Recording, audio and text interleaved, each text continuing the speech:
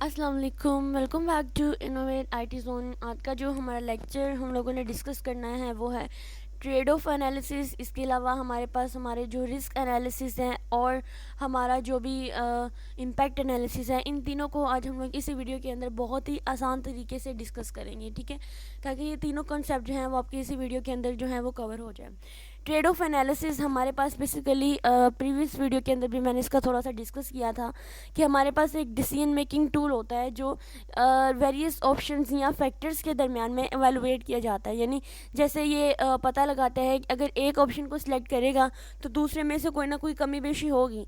जैसे कॉस्ट और हम बात करते हैं टाइम क्वालिटी की, तो क्या होता है कि अगर क्वालिटी अच्छी है तो जाहिर बात है कॉस्ट भी तो ज़्यादा होगी, और अगर कॉस्ट की बात करते हैं तो कॉस्ट अगर हम थोड़ी लगाएंगे तो हमारी क्वालिटी अच्छी नहीं आएगी। इसी तरह हम टाइम एंड एक्यूरेसी की बात करें तो हमारे पास अगर टाइम, हम चाहते हैं कि हमारा प्रोजेक्ट टाइमली तैयार हो, तो हम लोग टाइम को अगर चूज़ करते हैं तो वो एक्यूरेटली नहीं होगा, यानी उसकी एक्यूरेसी में कोई ना कोई प्रॉब्लम आ जाएगी। जबकि अगर हम एक्यूरेसी को लेते हैं तो फिर टाइम ज़्यादा होगा, ठीक है। इस तरह से ट्रेड ऑफ एनालिसिस बेसिकली ऐसा डिसीजन मेकिंग टूल होता है जो ऑर्गेनाइजेशन के जो ट्रेड ऑफ के दरमियान में, वेरियस ऑप्शंस के दरमियान में ये वैल्यूएट किया जाता है। इस प्रोसेस में के साथ कौन कौन सी चीज़ें एसोसिएटेड हैं, जैसे बेनिफिट्स है, कॉस्ट है, रिस्क है, and of each option are taken into the account so that the right decision can be taken। यानी इसके थ्रू हम क्या कर सकते हैं कि हम लोग एक अच्छा डिसीजन लेने में ये हेल्पफुल हो सकता है।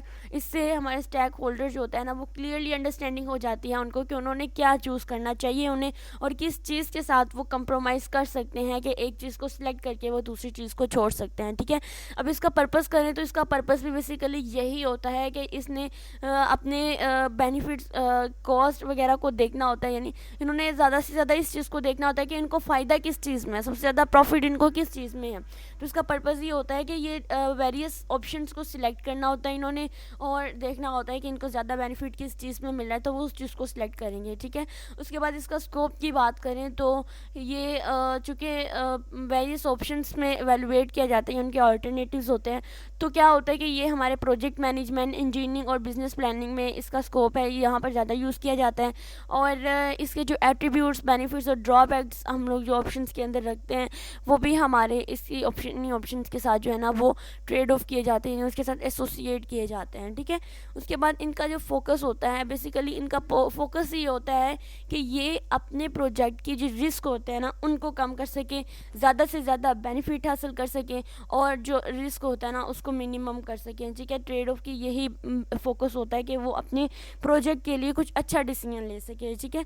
तो आगे हम बात करेंगे रिस्क एनालिसिस। जैसे इसके नाम से जाहिर है कि रिस्क को, पोटेंशियल रिस्क या अनसर्टेनिटीज़ जो आती हैं उनको देखना, उनको आइडेंटिफाई करना, उन्हें असिस्ट करना और फिर उनको प्रायोरिटाइज करना वगैरह जो होता है शामिल होता है। यानी इसमें बेसिकली हम रिस्क को देखते हैं कि हमारे प्रोजेक्ट में, यानी ये through out the life cycle he use होता है। इसमें हम लोग हर स्टेज को देखते हैं कि कहाँ पर क्या रिस्क आ रहे हैं, तो फिर वो क्या करते हैं कि उन रिस्क को सॉल्व करने की कोशिश करते हैं, उनको मैनेज करने की कोशिश करते हैं। तो हमारे रिस्क एनालिसिस के अंदर जो है ना बेसिकली यही चीज़ जो है वो यूज़ होती है, ठीक है। अगर इसके पर्पज़ की बात करें तो जो हम लोग इसकी डेफिनेशन में लिखते हैं ना, मेन पर्पज़ भी हम उसमें भी यही लिखते हैं। जैसे हमने एक लाइन इंक्लूड करनी होती है, the main purpose of risk analysis is.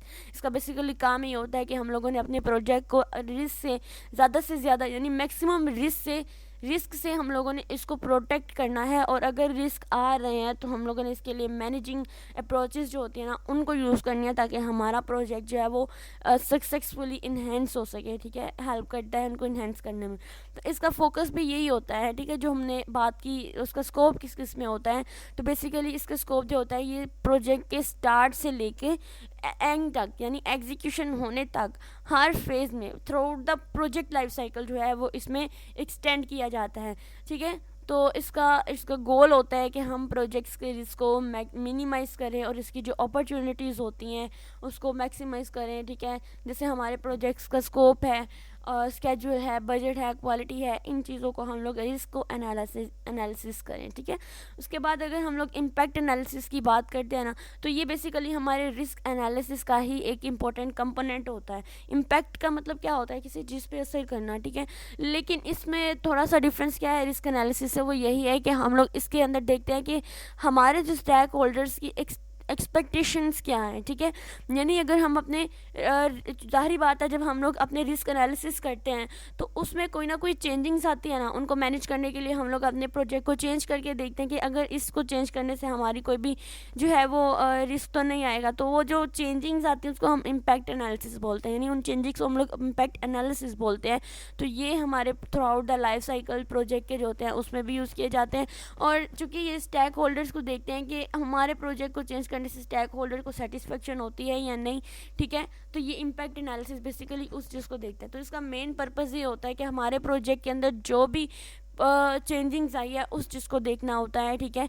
उसके बाद ये भी हमारे पास राइट डिसीजन मेकिंग में हमारी बहुत हेल्प करते हैं, ठीक है। कि अगर हम ये प्रोजेक्ट के अंदर इस फीचर को ऐड करेंगे तो क्या चेंजिंग आएंगी, इस फीचर को ऐड करेंगे, क्योंकि ये भी डिसीजंस में ही आ जाते हैं, ठीक है। ये रिस्क में भी आ जाता है और डिसीजन में भी आ जाता है। बेसिकली ये इम्पैक्ट एनालिसिस जो है ये हमारे रिस्क एनालिसिस का कंपोनेंट है। इसका पर्पस भी वही है, इसका फोकस भी मेन यही पे होता है, चेंजिंग्स के ऊपर, चेंजिंग्स एनालिसिस करना। फिर इसका स्कोप जो होता है ना, इसका स्कोप भी वही है जैसे रिस्क एनालिसिस, क्योंकि ये कंपोनेंट ही रिस्क एनालिसिस का है तो इसका स्कोप भी तो वही होगा, starting from the project planning to the medical execution. यानी इसको प्रॉपर तरीके से जब तक हम लोग एग्जीक्यूशन नहीं कर लेंगे इसका जो है वो असर चलता रहेगा, ठीक है। तो ये थे मेरे पास तीनों ट्रेड ऑफ एनालिसिस में ये था कि हमारे पास ऑप्शंस होते हैं, किसी एक ऑप्शन को हम लोगों ने चूज़ करना होता है, किसी एक को छोड़ देना होता है, ठीक है।